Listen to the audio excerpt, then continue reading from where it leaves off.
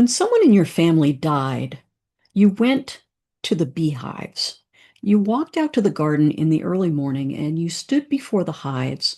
You knocked gently on the wood, and in a low voice, a respectful voice, you said what needed to be said. Your master has died. Mistress Mary is dead and gone.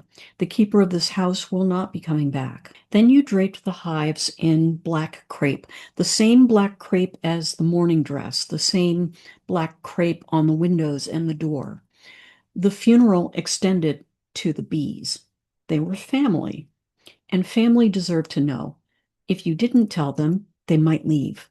They might stop making honey. The honey might turn bitter with sorrow, or they might die. This is the custom of telling the bees, one of the most charming and one of the most quietly heartbreaking traditions in the history of New England. The custom was known across parts of Britain and Europe, England, Wales, Ireland, France, Germany, the Netherlands, Switzerland. In New England, it came especially through settlers from the British Isles who brought with them the old idea that the bees must be told. Nobody knows exactly how old the custom is. Bees and honey appear in some of the oldest literature in the world. The Hittite code, the writings of Babylon and Sumeria, and hieroglyphics of bees carved into Egyptian stone 4,000 years ago. That does not prove the custom itself is ancient, but it does show how long the relationship between humans and bees has carried a meaning beyond the merely practical. The practical side was real enough. A hive of bees was not a pet. It was a working member of the household. Honey for sweetening, wax for candles, pollination for the garden and the orchard. A healthy, thriving hive was essential, and still is. You watched your bees the way you watched your crops. You noticed changes. You knew their moods. And people said that after a death in the household, bees sometimes behaved differently. They said the hive seemed unsettled. They said the bees might leave or stop making honey or die. The folk explanation was that they were grieving because nobody had told them. The more cautious explanation, which we'll come back to, is that people may have been noticing real changes around the hive and explaining them in the language they had. New England inherited the custom from the English, Scottish, and Irish settlers who brought it across the Atlantic and adapted it to the particular habits of Yankee grief. When the master of the house died, the good wife went to the hives and hung them with black, the usual symbol of mourning. She hummed a doleful tune as she did it. Some accounts describe people singing to the bees in rhyming couplets. One New Hampshire tradition begins, "We've lost our master, bonny bees. The neighbor has taken him away. He'll come back to you no more." Funeral cakes were left near the hive, the same funeral foods that neighbors brought to the grieving household. A portion was brought to the bees. The bees were included in the ritual provisions of mourning. Some traditions went further. The bees were told of marriages as well as deaths, of births, of departures and homecomings. One Lincolnshire account from the 19th century specified that at weddings and funerals, people gave a piece of wedding cake or funeral biscuit to the bees, informing them of the name of the person married or dead.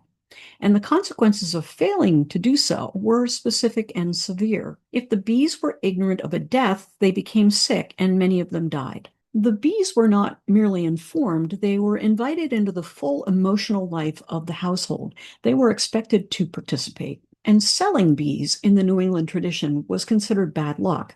You sold your luck with them. Bees were bartered for instead or given as gifts. You don't sell family. In 1858, John Greenleaf Whittier, the Quaker abolitionist poet some of you will meet more than once on this channel, published a poem in the Atlantic Monthly called Telling the Bees. He included a note explaining the custom. When someone in the family died, the bees were informed at once, and the hives were dressed in mourning. Whittier will turn up here again because he stood at one of New England's great thresholds, old rural custom on one side, modern America on the other. Again and again, he noticed the things that were disappearing. In his poem, he's not using the custom as decoration. He's using it as a mechanism of revelation. The human world has not yet spoken the truth aloud. The bees hear it first. The poem opens with a young man returning to a place he knows by heart. He sees the gap in the old wall, the stepping stones in the brook, the red barred gate, the barn, the cattle yard, the flowers by the water. Everything is familiar. Everything looks almost the same. Whittier writes, "There are the beehives ranged in the sun, and then comes the change. The houses and trees are there as they were. The barn and the vine by the door are as they were. Nothing has changed, except the hives of bees. Before them, under the garden wall, a chore girl moves forward and back, singing drearily, draping each hive with a shred of black. The young man understands the ritual before he understands the loss. Someone has died. But he guesses wrong. He thinks Mary is mourning her old grandsire. He imagines the blind old man is finally gone on the journey we all must go. Then Whittier slows the scene down. The dog whines. The old man is still there, sitting in the doorway with his cane to his chin, and the chore girl is still singing to the bees as they move in and out of the hive. And then the song reaches him.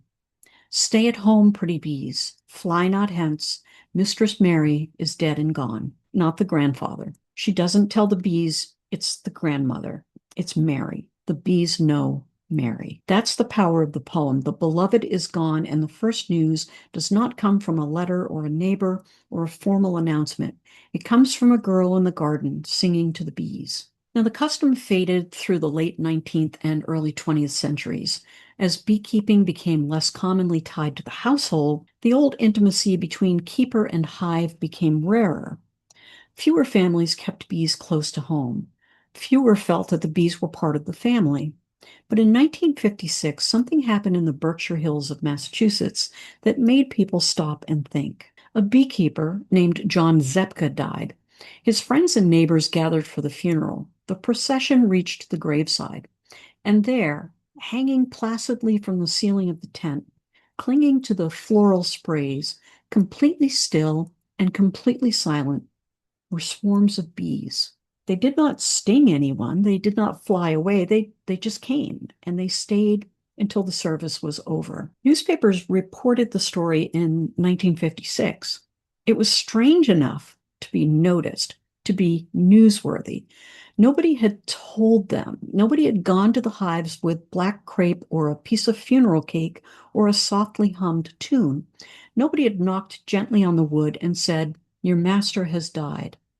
They came anyway. And here is the part that makes the custom feel less like superstition and more like people paying close attention.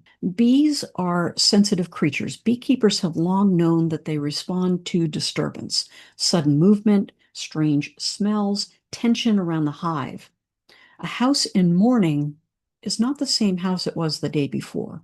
People move differently. They speak differently. They come and go at odd times. The bees may not understand death, but they notice change. So when people said the bees became unsettled after a death, when they said the hive seemed wrong somehow, maybe they weren't being foolish. Maybe it wasn't superstition.